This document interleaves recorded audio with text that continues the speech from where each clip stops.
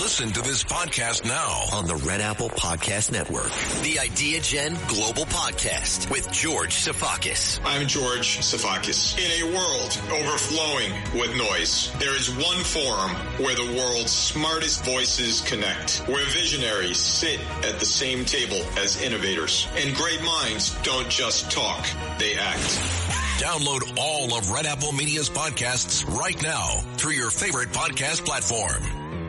Listen, all you New Yorkers. Taxi. Okay, man, we're looking around. This is the 77 WABC Minicast. Welcome back, folks. This is the More Money Show. Thank you so much for tuning in. I hope you're staying warm. I hope that you are prepared for Snowmageddon, which is coming, especially if you're anywhere in that Washington, D.C. to New York corridor. So stay warm and get your shovels ready because we're getting a lot of snow. My next guest, as I mentioned earlier, is a good friend and a guy I admire so much, so greatly, Senator Bill Hagerty of the great state of Tennessee. Boy, I could talk for half an hour about his accomplishments in his life. He was a former ambassador to Japan. He's a senator from the great state of Tennessee, and has been a good friend of mine and good friend of my colleague Art Laffer, the great supply side economist. So, Senator Hagerty, thanks so much for joining. I know how busy you are on a weekend, and so thanks for coming on. Senator, are you there? Well, while we're waiting to get Senator Hagerty on, Senator, are you there? Yeah, I can hear you, Steve. Can you hear me okay now? Hi. Thank you so much for joining. We do hear you. And this is WABC in New York. I know you know my good friend John Katsimatidis, who owns this radio station. Absolutely. So thank you for coming on. I've got a lot to talk to you about. First of all, by the way, are you in Tennessee right now? I am, Steve. We're getting pounded with snow. It's actually beautiful right now. I was just out in the snow, drove over to see my mother at 93 and a half years old. Oh my God. She's loving the beautiful snow, but I think we may have some ice coming, which will change the story significantly. And you don't normally get a lot of snow in Tennessee, do you? We since I was a kid, we usually have a couple of good snows every winter. The kids always have something to look forward to, and of course, we have sleds and snowmen down here too, but just not the same frequency as the folks up in the Northeast. Yeah, we're supposed to get about 10 to 12 inches here in D.C. I don't know. Do you think that, you guys are supposed to come back on Monday and Tuesday? Are people going to be able to get, are your colleagues going to be able to get back to D.C.? So the answer is no. And John Thune has already made the call that he's going to, instead of bringing us in on Monday, we're going to wait till Tuesday because many flights have already been canceled. Oh, that's amazing. I think that's just the reality of the situation right now. This is a serious storm that's hitting a large part of the country. So he's addressing it in the only responsible way that he can right now. By the way, Senator, were you born in Tennessee? Where are you from originally? Small town in Tennessee called Gallatin, Tennessee, named for that great statue in front of the Treasury Department, Albert Gallatin, but small town about 35 miles north of Nashville in Middle Tennessee. Wow.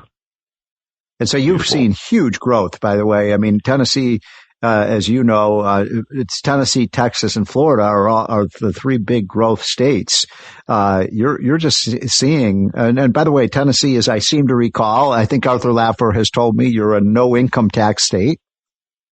Well, that's exactly right, because we had the benefit of listening to great economists like yourself and like Dr. Laffer. And going to an environment where you have a business-friendly regulatory climate, no income tax, it really has enabled us to compete like no other. And we run surpluses in our state. We have growth in our state. We've transitioned the economy from ag to manufacturing. When I was a kid, we had a small farm. We had a tobacco allotment, Steve. You remember that? We went from that cash crop to, an economy now that's dominated by manufacturing. We manufacture more automobiles here, particularly the automobiles of non-unionized companies. Tennessee has turned out to be a powerhouse. So it's taken a generation to do it, but smart policy has been the absolute critical factor for us to have the type of success we're enjoying. And by the way, being a right to work state, absolutely critical. Huge. It's huge. No question about it. If you look at the right to work states, and by the way, unfortunately, most of our audience in New York and Connecticut and New Jersey are not right to work. And that costs the state a lot of jobs because employers oftentimes just won't locate in those places.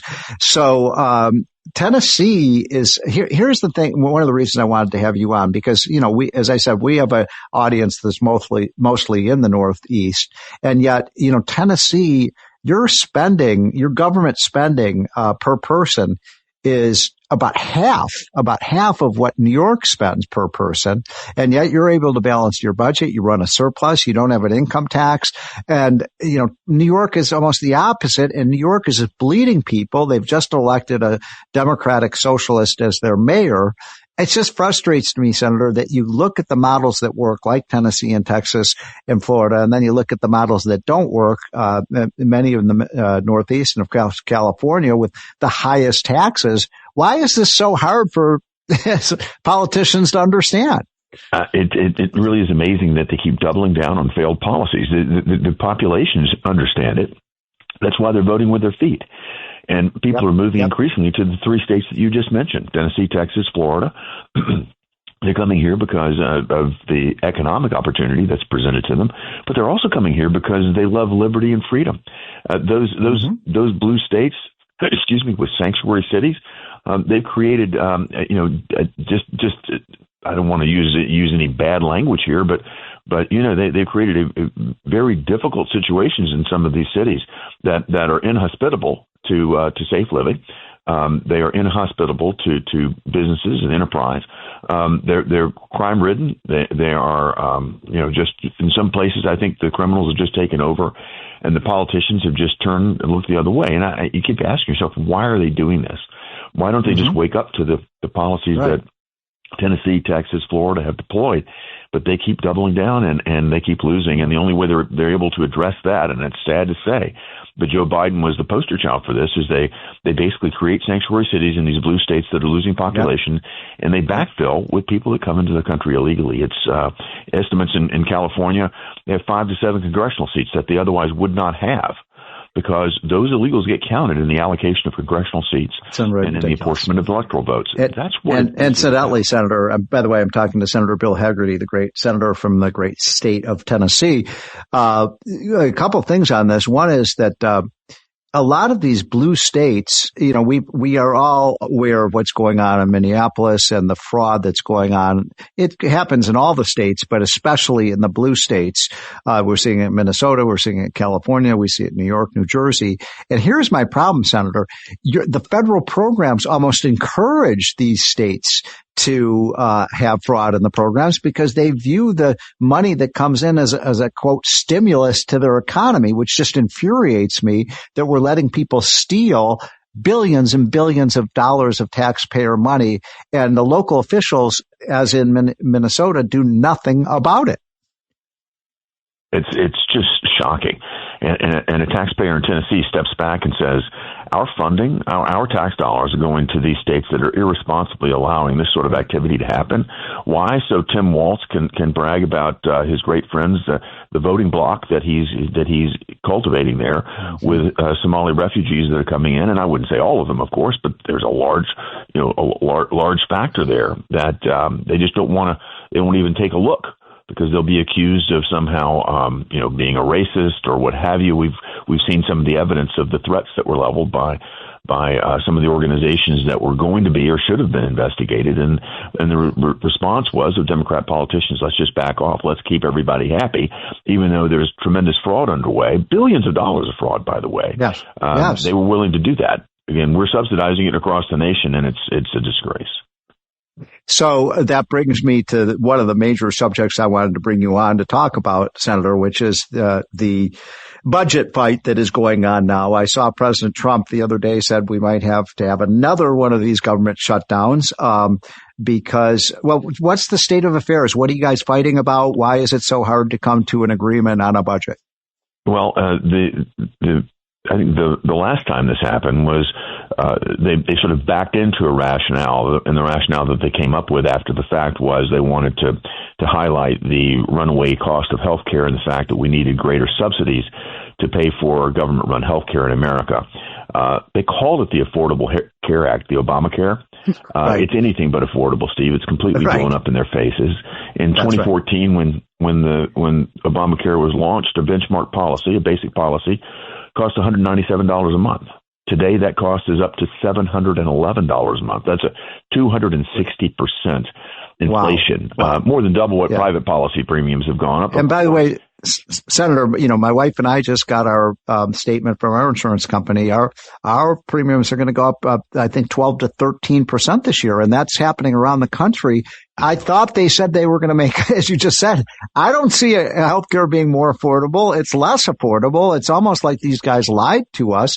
And incidentally, I was there, when we were debating Obamacare. We warned people, as most Republicans did, that this would cause an explosion of spending and debt. And that's exactly what's happened. And now we're trying to roll it back, and the Democrats continue to defend this program.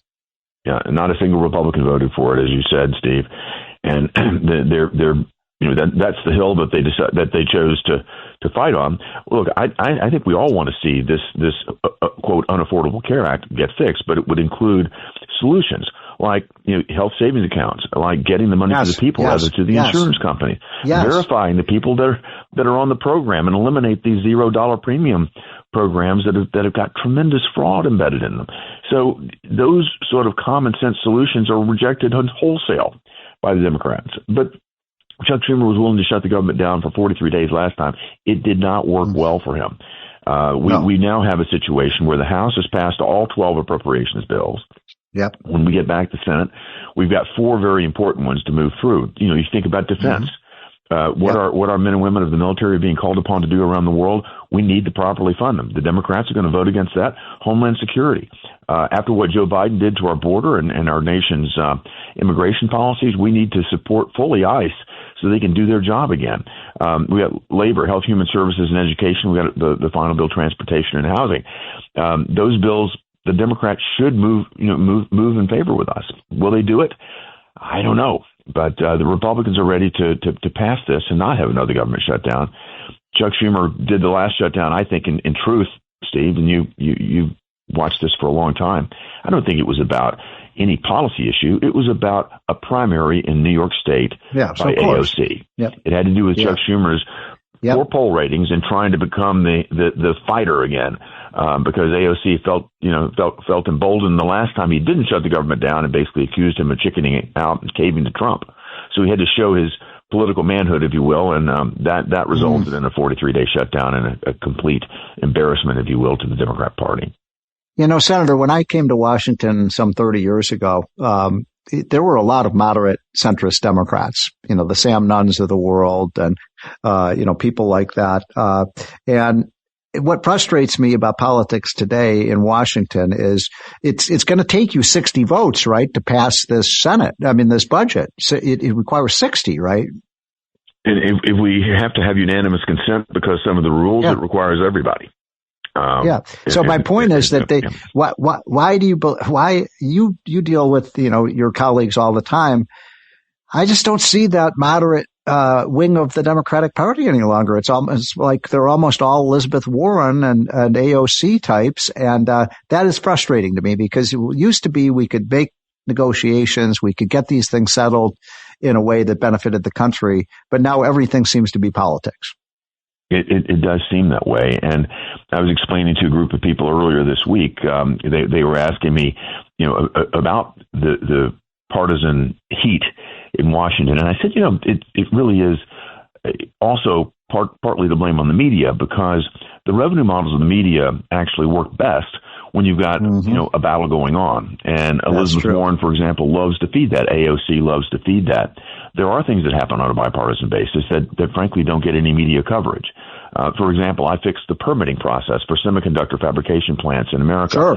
I got my colleagues on the Democrat side to agree with me. We passed it unanimously out of the Senate. No coverage at all. I could have cured cancer if it was on a bipartisan basis, no coverage. But if I went down and started a shouting match with one of my Democrat colleagues, we'd get wall-to-wall coverage, on the nightly news. It's just the perception of the partisanship there sometimes exceeds the reality. So do you think that we're going to get how do you see this playing out? And are we going to get a government shutdown? Are we going to get a budget? How do you see it playing out? I don't think so, because the same group that came across the aisle there, at the end of the day, we did We did stop the shutdown that Schumer started only because there were 8 Democrats that were willing to cross the aisle and come across and work with us. Rand Paul voted with the Democrats, but 8 Democrats came over and voted with Republicans to reopen the government. Those same Democrat senators are still serving in the Senate. We stay in touch with them, and I think they have tried to be the voice of reason. They've had a tremendous amount of pressure, though. I mean, you think about the voice of reason in the last Congress when the filibuster was blocked by Kyrsten Sinema and Joe Manchin. They got run out of the Senate. So it's very hard for them to stand up. You've got leaders like Jeanne Shaheen who are retiring. Each of the senators has to make their own decision, but there were enough of them there to work with us, and I suspect they'll continue to work with us. I don't know about the remainder of the Democrats, and we'll get any more of them, but my sense is it worked out so poorly for the Democrats following Schumer off the cliff on the last 43-day shutdown. There probably isn't a great appetite to do this again. I hope you're right. So the last subject I wanted to bring up with you, Senator Hagerty, is I think you're probably aware of these statistics because they're pretty new. But first of all, as you know, we're growing at almost 5.5% right now, which is just off the charts in terms of prosperity. And then, as you know, I mean, when you have more growth in the economy, guess what happens to tax revenues? They go up. And I don't know if you're aware of this because these numbers just came out just 2 days ago, but the budget deficit is falling. And even, you were one of the leaders on passing the big, beautiful bill. Guess what? The revenues are growing. And when the tax revenues are up 10% this year. The same phenomena happened after the Tax Cuts and Jobs Act was passed after 2017, too. 2018 saw the same thing, an increase in tax revenues. It's not rocket science. It's what you and Dr. Laffer talk about all the time. But that's right. It really works. The blue chip economist, I just want to laugh, Steve. You were talking about where our economic growth actually came in this year, but you remember coming into 2025, I think the blue chip prediction was 1.8% GDP growth for 2025. The Fed was like at 1.6%. And here we are, 5%. I mean, these are blind men throwing darts at a dartboard. Didn't even come close. And one last thing on the way out, you're very close to Donald Trump. I know you guys have a good friendship. I mean, the guy is he's like a freak of nature. The way he works. He doesn't stop. I mean, what is your sort of impression of him so far in the second term? I think he's done a phenomenal job. And if you think about it, he's had 4 years to really ponder and contemplate what he would do coming back. There was a lot of frustration, even before he started in his first term. The Russiagate hoax had already been unpacked on him. The difficulties of the resistance movement that were undertaken. They tried to block. They tried to block appointments, that sort of thing. Now he's had a lot more time to think about it. And if you just look at the raft of executive orders that were unpacked as soon as he got to Washington this time, you could see a very deliberate focus on coming in. And he realizes he's got 4 years, and he's going to go through, and get the hard stuff done early, and make certain that he's got time to implement it. Going forward. So it's been in the media. The media are loving it, I would think, because it's been great for their revenue, all the pearl clutching that's going on. But he's actually come in, and it took just a matter of days, if not weeks, to secure our border. Joe Biden had been saying you need the legislation, though you just needed a new president. And but he's got the border. By the way, what do you coming down? A lot of good things. Well, last question. I just filled up my tank in Virginia, and Virginia and Tennessee are bordering states, but I paid $2.72 a gallon. What are you guys paying in Tennessee for gasoline these days? A little bit less than that. It's about $2.38, $2.42. Here in Middle Tennessee, you get to some other areas over closer to Memphis is a little bit less than that. So our tax structure is a little bit different. The cost should be about the same. The Colonial Pipeline would be the same cost source, but really the difference gets to be taxes. You go to California, where my wife is from. Oh my gosh, it's like $4 a gallon. Yeah. It's all taxes.